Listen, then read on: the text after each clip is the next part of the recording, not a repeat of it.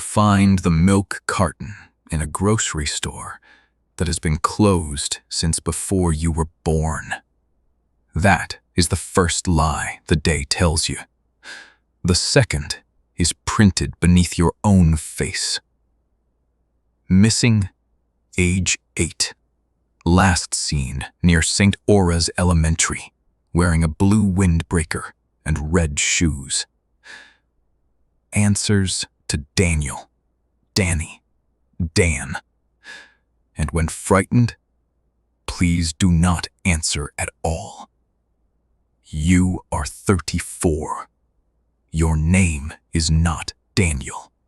You have never owned red shoes.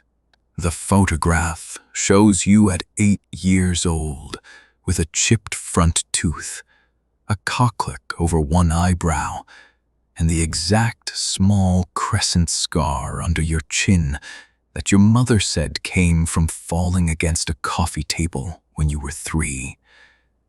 Your mother has never been to St. Aura. She has never heard of the town around it, Nettlebed, which appears on your GPS as a gray square with no roads in or out. You are only there because the highway closed behind you in a curtain of black rain, and the detour signs seemed too clean. The grocery store smells of spoiled cream and dust. Every shelf is stocked with milk cartons, whole, skim, chocolate, strawberry. Every carton has a missing child. Some faces are blurred, some are elderly. One is an ultrasound image labeled Bethany, age pending. The fluorescent lights hum in a rhythm that almost becomes your name. Case file TR 6204 began when a registry crawler flagged 73 missing person images matching adults who were alive, employed, and unaware they had alternate childhood records in Nettlebed County. The images surfaced only in photographs of milk cartons, yearbooks, and school hallway murals. No state database listed the children. No parent filed a report. Yet, each adult, when shown the image, remembered the smell of cafeteria peaches and began crying without knowing why. You touch the carton. The cardboard is cold, not refrigerator cold, grave dirt cold. A bell over the entrance rings. Behind you, a cashier says, "You're late for pickup." She is maybe 16, maybe 60. Her apron says Marla in red thread, but the name tag beneath it says substitute mother. She smiles with the exhausted patience of someone who's rehearsed loving you. You tell her you are just passing through. She says, "Everyone says that the first time." Outside, rain falls upward from the pavement into a sky the color of old teeth.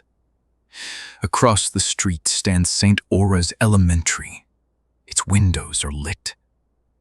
Children press their hands to the glass, though it is Saturday and the building was demolished according to every search result you checked before your phone lost service.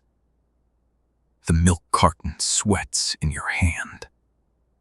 Beneath your photograph, a phone number appears, 1 digit at a time. You know you should not call it.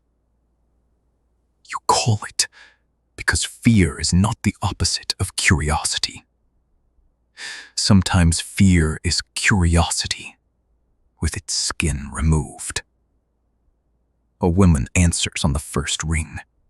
She says, "Danny, where are you?" You hang up. The phone rings immediately. "Mom?" The screen says. "Not your mother?" "A different mom. A nettlebed mom. A woman who has spent 26 years keeping your bedroom exactly as you left it, if you believe the smell that suddenly rises from the carton. Dust. Crayons. A wet coat. The animal warmth of a room where a child has just vanished. Your own mother calls next. Her voice is small and far away. She says she found a school photo in the attic. She says she does not remember putting it there. She says the boy in it is you. But the woman holding your shoulders is not her. Then she asks why the back of the photo says, "Thank you for lending him." You run. The town arranges itself to slow you down. Sidewalk cracks widen like mouths. Mailboxes display your last name in handwriting you almost recognize. A dog follows you for 3 blocks, whining because it knows you and does not know what you became. Every street corner has a crossing guard with no face, holding a stop sign painted with the word, "Remember." At St. Oros, the front doors open. Inside, the hallway is lined with class pictures. Each frame shows the same classroom, the same teacher, the same row of missing children. In every picture, you sit in the 3rd chair from the left. Your clothes change with the years. Your expression does not. You look like a child waiting for an adult to admit the game is over. The intercom crackles. "Daniel!" To the office. "Daniel, your mother is here." The office smells like pencil shavings and milk. A woman sits in the principal's chair. She has your mother's hands, but not her face. Her face changes each time you blink. Young, old, tired, dead, beautiful. In the generic way family photos become beautiful after enough people insist they matter. She says, "You grew wrong." You ask what she is. She says, "A town cannot have children of its own, so it keeps the ones people almost forget." Nettlebed is not a place. It is a correction. It grows in the gaps between family stories, in the years no one photographs, in the childhood injuries retold so often they become detachable. When parents misremember, when albums burn, when a name is called in a store and the wrong child looks up, Nettlebed opens its hand. It did not take you. Not completely. It borrowed the version of you that might have been lost. The child your mother feared losing. The one she imagined dead in every crowded mall and dark parking lot. That imagined child grew roots here. It went to school. It learned cursive. It sat for picture day. It waited for you to become old enough to come back and collect what fear had made. The principal opens a file. Inside are your report cards, dental records, drawings of a house you never lived in, and 26 milk carton proofs. In the last drawing, a child with your scar stands beside a tall figure made of grocery bags. The caption says, "My real me will come soon." The woman offers you a pen. "Sign here," she says. "We can make the memories match." You think of your mother on the phone, her voice breaking over a photograph that should not exist. You think of every time she checked the back seat after parking, Every time she called your name too sharply in a crowd. Every nightmare she never told you, because parents are expected to be shelters, not weather systems. You understand, then, that Nettlebed feeds on preventative grief. It takes the children who almost died in the mind and raises them until they can replace the ones who survived. The office door opens behind you. The boy from the milk carton stands there in red shoes. He is 8. He has your scar. His eyes are enormous and patient. He says, "I missed Mom. Like your mom." Both moms.